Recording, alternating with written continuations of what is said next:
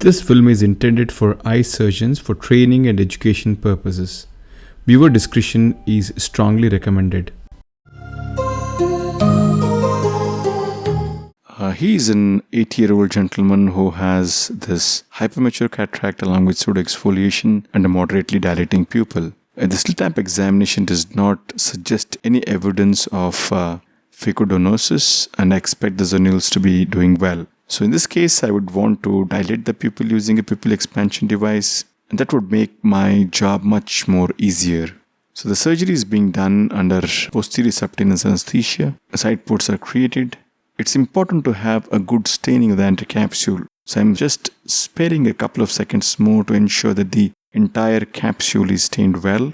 And nowadays I'm avoiding to go under the pupil and inject dye because many times I find that the dye percolates across the zonular barrier into the burger space.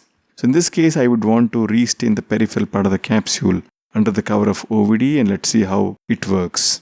The dye is washed out. Time to place the OVD. I'm using a dispersive OVD to form the chamber and to coat the endothelium. The globe is stabilized, and then I prefer to do a triplanar incision in all my cases.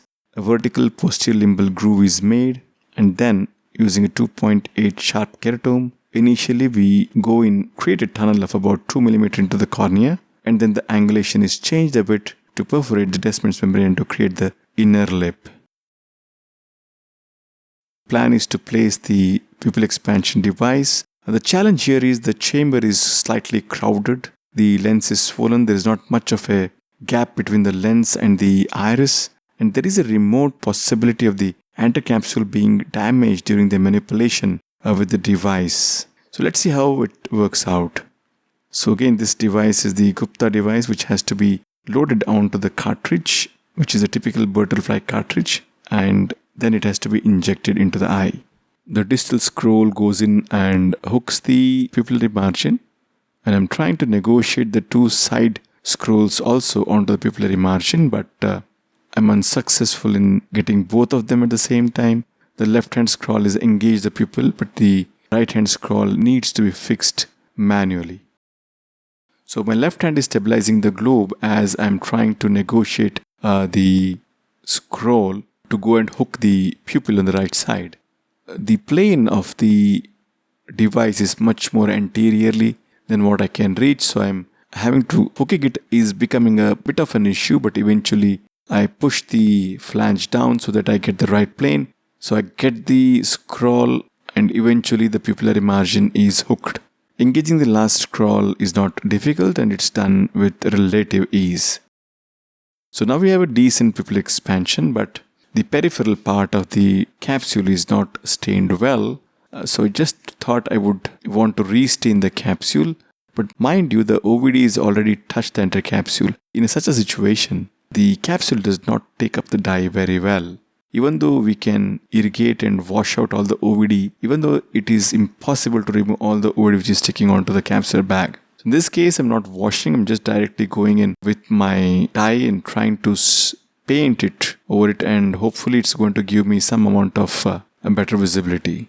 So in this case, I have avoided putting the dye in the undilated stage of the pupil that usually I used to do by going under the pupil.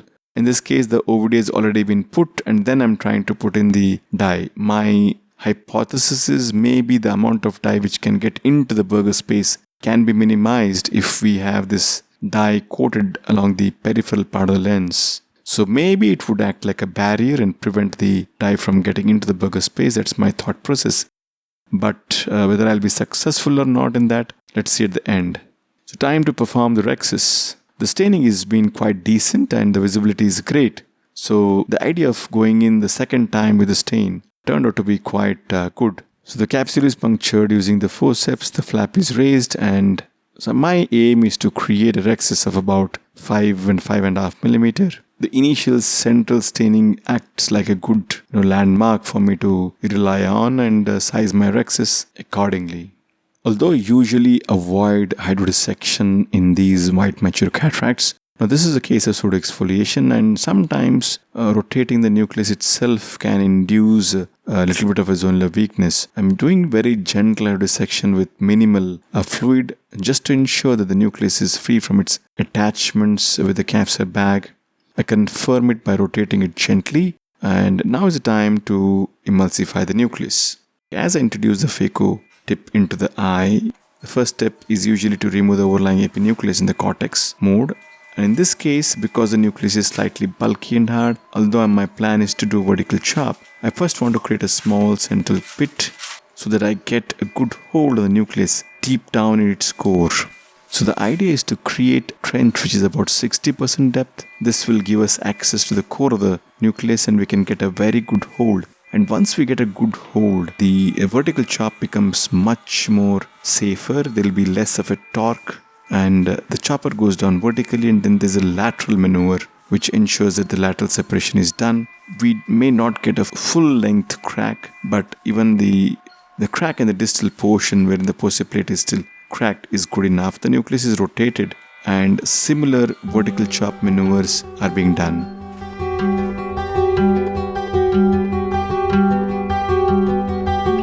The nucleus is rotated and again the same maneuver is being carried out. This will continue until we have at least 6 smaller fragments.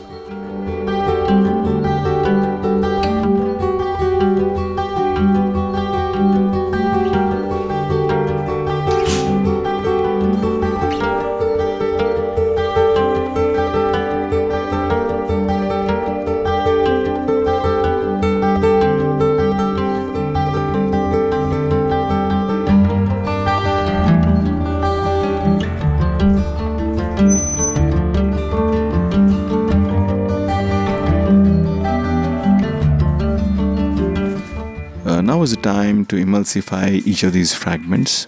As the fragments are being emulsified, I want you to notice the plane of emulsification. Because the pupil is small and there is a template for us to observe, we can see that the fragments are dancing around the tip at the level of the pupillary margin. So doing a relatively posterior plane emulsification is generally good for the corneal endothelium, and invariably you will have lesser corneal edema on the first post-op day. My second instrument is always beside or just above my phaco tip, just controlling and dialing it and controlling the fragments and guiding them into the phaco probe. Using appropriate power is important. If you use more power than what is required for that particular density of the nucleus, there would be a lot of lens chatter and the fragments would be moving around recklessly, and those are things which can really hurt the endothelium in a matter which would be of concern. So all the fragments are emulsified and just trying to loosen the cortex by irrigating BSS onto the posterior capsule. The chamber is refilled with OVD, which is HPMC here, in time to perform the cortex aspiration. Now, because the pupil is well dilated thanks to the pupil expansion device, most of the steps become extremely predictable and safe. So when I turn on the retroillumination, there's a surprise awaiting me. So I thought I took enough precautions not to push the dye into the burger space, but still you can see evidence of the trypan blue in the burger space. So the barrier effect which we have of the zonules, which separates between the antechamber and the burger space, is quite commonly compromised in eyes with pseudoexfoliation, as is evident in this case. Thankfully, the trickle of the trypan blue into the burger space is not great, because the visibility is still alright and maybe just 1 or 2 drops of trypan blue trickle down. But if a significantly large amount of trypan blue gets into the burger space, then the subsequent steps of cataract surgery would become difficult with the absence of the red globe. But that was not the case in here, and the cortex aspiration was quite easy and quick. And we don't have to be unusually perturbed about this dye, It's just a matter of time. It just flows across the zonular barrier back into the antechamber and goes off. So next day when we see there's hardly any evidence of trypan blue, and invariably it would have been vanished, and even some amount is there, rarely have I seen it to disturb the patient in any way. So it shouldn't be a major concern for the post-op period. So the cortex's aspiration, now is the time to push in the lens. The planned single piece lens is now being placed into the bag. Time to remove the pupil expansion device. Again, as I've been telling, the one trick is to ensure that all the scrolls are disengaged first. Now this is a biplanar device, unlike the BX device. It is slightly more difficult to remove it compared to the BX ring. There's every chance that one of these scrolls can engage the subincisional pupillary margin or the floor of your incision itself when you're trying to pull it out. So one needs to be mindful, and one trick here is to place your iris repositor pressing against the floor of the incision so that this ensures that the scroll is above the level of the floor of the incision and it doesn't hook it and it can be pulled out easily. The OVD both in front and behind the lens is aspirated out, and that's it, the case is done. Now these are the first day post-op pictures, and the cornea is steamy because the pressure is very high. The pressure in this eye was 36 millimeters of mercury. It is probably because of the OVD which we have used excessively in this case, and the aqueous outflow system has still not purged it out. So medically it will be managed with topical anti-glaucoma medications. And these are the third day pictures, and the patient is doing fine. So that was it. Thank you for watching and hope you found this helpful.